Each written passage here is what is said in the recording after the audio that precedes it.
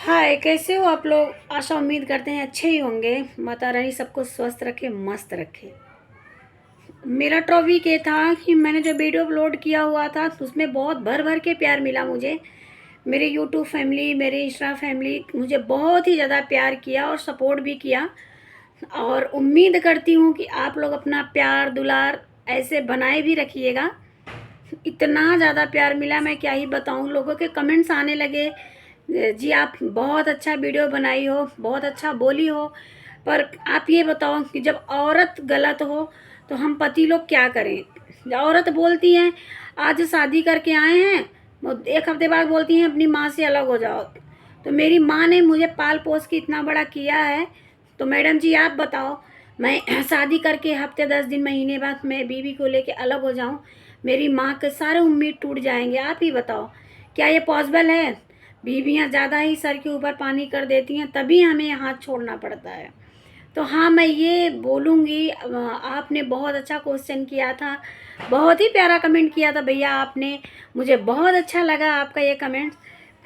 भाई औरतों को भी ऐसा नहीं करना चाहिए। तो मैं आप सबसे ये कहूँगी, आप सब लोग भाई, जितनी भी मेरी बहनें हैं, मैं अपने सभी बहनों से कहना चाहूँगी कि प्लीज़ रिक्वेस्ट है आप लोगों से, आप लोग ऐसा कुछ भी मत करिए कि मेरे भाई लोग परेशान हों या आप लोगों के ऊपर हाथ उठाए। क्योंकि औरत के ऊपर हाथ उठाना बहुत बड़ा गुनाह है। हमारे घर की सारी आज़ादी चली जाती है, उस घर की लक्ष्मी रूठ हो जाती हैं, रुष्ट भी हो जाती हैं, और इंसान दरिद्र हो जाता है, जिसको बोलते हैं ना कंगाल हो गए। तो ना तो औरतें कुछ ऐसा करें, ना तो हस्बैंड लोग मारे पीटे। तो मेरे जितने भाई हैं उनका बहुत ही प्यारा कमेंट आया, तो मैं इसीलिए ये ब्लॉग वीडियो बना रही हूँ कि सभी भाइयों बहनों को मेरे दिल से धन्यवाद इतने अच्छे कमेंट्स करने के लिए। मेरा पर्पज़ ये नहीं था वीडियो बनाने का कि मैं अपने भाइयों के ऊपर ये वीडियो बना रही हूँ या उन पतियों के ऊपर ये वीडियो बनाऊँ।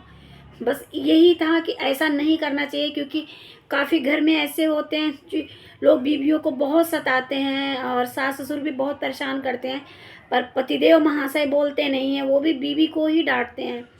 तो इसलिए मैंने ये वीडियो बनाया था, और वो वीडियो के लिए काफ़ी रिक्वेस्ट भी आ रहे थे, मैं दीदी हमारा हमें इतना जलील किया जा रहा है ससुराल में, आप कुछ बोलो।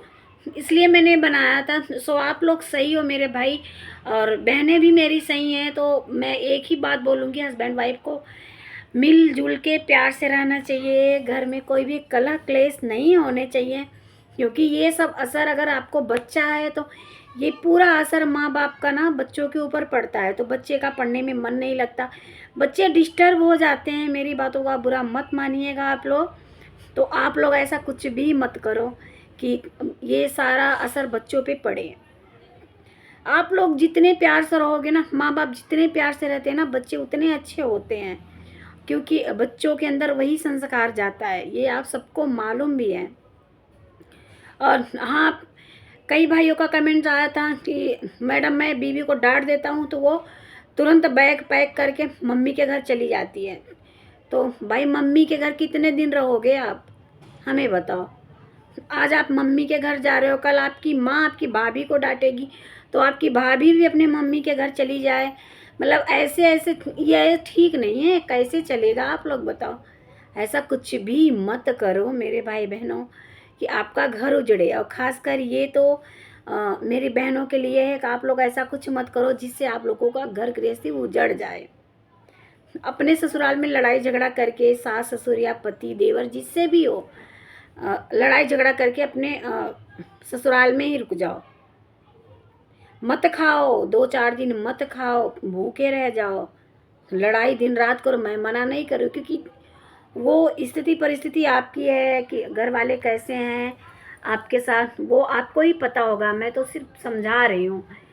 पर हाँ, मम्मी के घर मेरा मतलब ये है कि आप माँ के घर मत जाओ।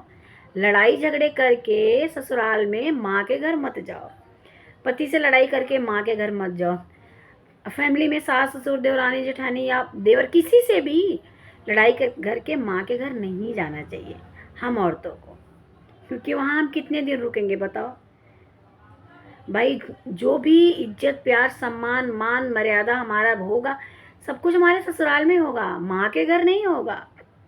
माँ का घर तो एक वो हो गया, मेहमानगिरी नवाजी होती है घंटे 2 घंटे के लिए। हाँ, आप खुशी खुशी माँ के घर 1 हफ्ते 10 दिन रुक जाओ, महीने रुक जाओ, वो आपके ऊपर है। पर लड़ाई करके माँ के घर नहीं जाना, लड़ाई करके माँ के घर कभी भी नहीं जाना चाहिए आप लोगों को।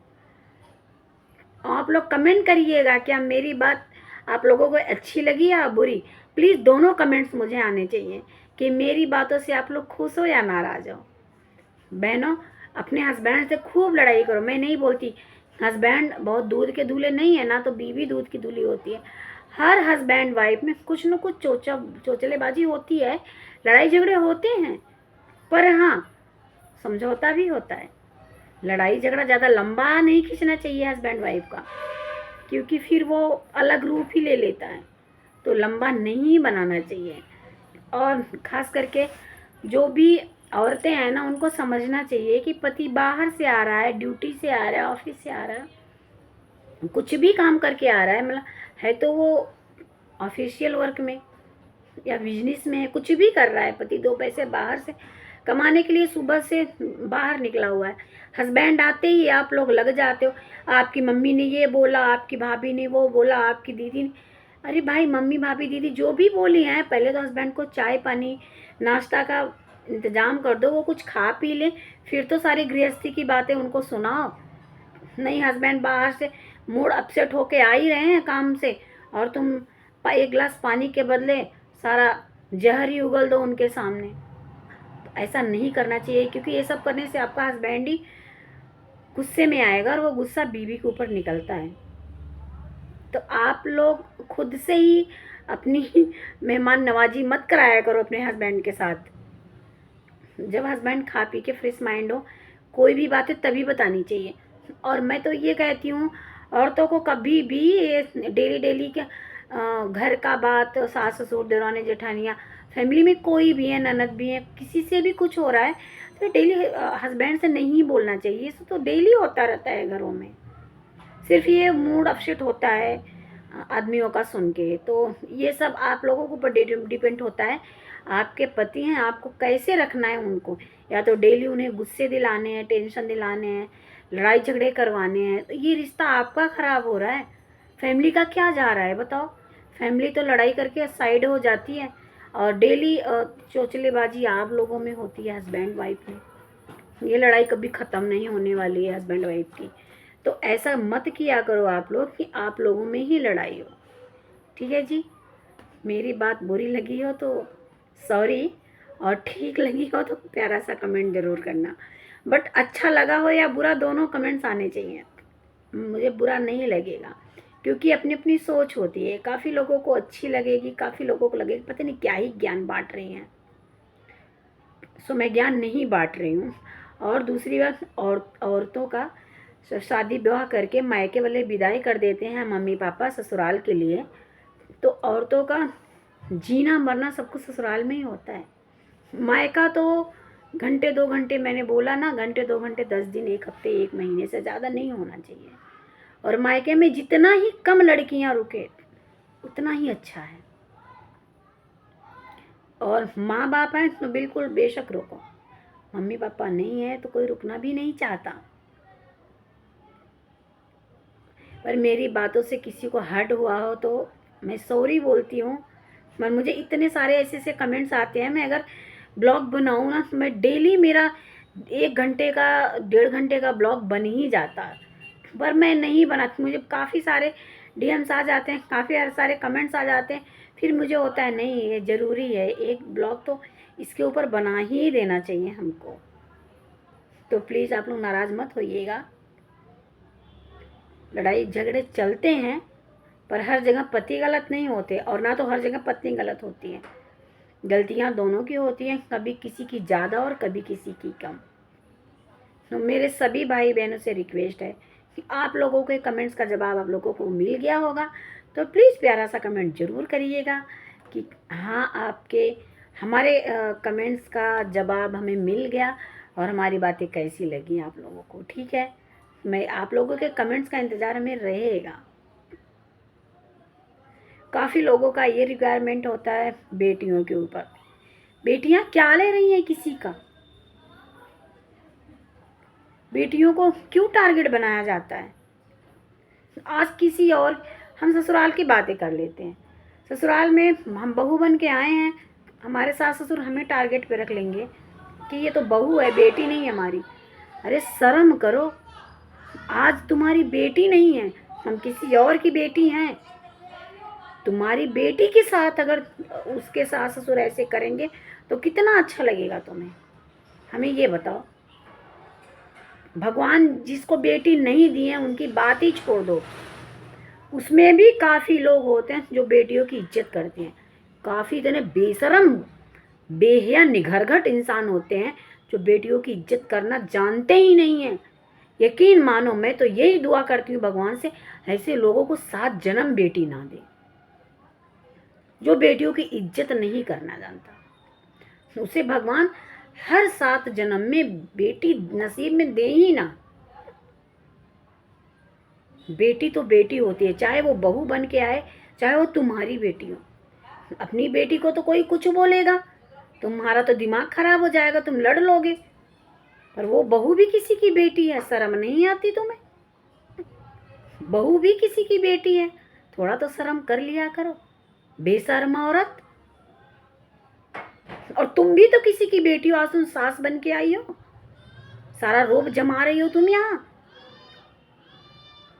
शायद तुम्हें इसका अंदाजा नहीं है, आज सास तुम बनी हो ना, कल तुम्हारी बहू भी सास बनेगी। ये प्रथा कभी खत्म नहीं होने वाला है, सास भी बहू है और बहू भी सास बनेगी। और तुम आज सास बन के बैठी हो तो तुम भी कभी बहू ही बन के आई थी, भूल गए अपने सारे दिन? तुम्हें कैसा चल रहा था तुम्हारी लाइफ? थोड़ा शर्म कर लिया करो, नहीं तो बेशरम औरत तो बोलना ही है तुमको। मेरी नज़रों में तो ऐसे लोग बेशरम ही हैं, सच बता रही। इसीलिए हम इस टॉपिक पे वीडियो नहीं बनाते, क्योंकि मेरा दिमाग खराब हो जाता है। बहू की इज्जत करोगी ना तो तुम्हारी भी बेटी की इज्जत उसके ससुराल वाले करेंगे। तो फिर तो समझ लो दुर्दशा होनी है तुम्हारी बेटी की। और अगर तुम्हारे पास बेटी नहीं है तो तुमसे ज़्यादा बदनसीब इंसान कोई है ही नहीं, जिसको भगवान बेटी पालने के लिए जिंदा ही नहीं रखे। बेटी पालने की औकात ही नहीं थी तुम्हारी, इसलिए तुम्हें भगवान बेटी दिए ही नहीं। तुम बहुत बड़े कमीने इंसान हो जिसके नसीब में बेटी नहीं है। और कुछ सुनना चाहते हो? अभी भी बेटियों की इज्जत करना सीख जाओ, जिसके पास बेटी नहीं है, चाहे वो औरत है चाहे आदमी, दोनों को इतना ज़रूर समझना चाहिए किसको क्या बोल रहे हैं। किसी की बेटी को, किसी की बहू को, अरे बहू बन के आई है तो वो भी तो किसी की बेटी थी, तुम्हारी बीवी भी किसी की बेटी है। और सास को भी समझना चाहिए कि मैं सास हूँ, मैं भी किसी की बेटी थी और किसी की बहू बन के आई, उसके बाद मैं सास बनी हूँ। तू सीधा सास बन के ही नहीं आ गई थी ससुराल में, पहले बेटी का जन्म हुआ था, फिर बहू बन के आई, फिर सास बनी हो। सीधे सास ही नहीं पैदा हो गई थी तुम। आज शर्म नाम की चीज़ बची ही नहीं है, बेशर्मी बहुत ही ज़्यादा बढ़ गई है अब। चलो हम अपने ब्लॉग को करते हैं एंड, मिलेंगे नेक्स्ट वीडियो ब्लॉग में हम लोगों से, ठीक है? क्योंकि इस समय ज़्यादा कुछ बोलना ठीक नहीं होगा मेरे लिए और आप लोगों के लिए भी। पर कमेंट करना मत भूलिएगा, कमेंट में ज़रूर बताइएगा। धन्यवाद।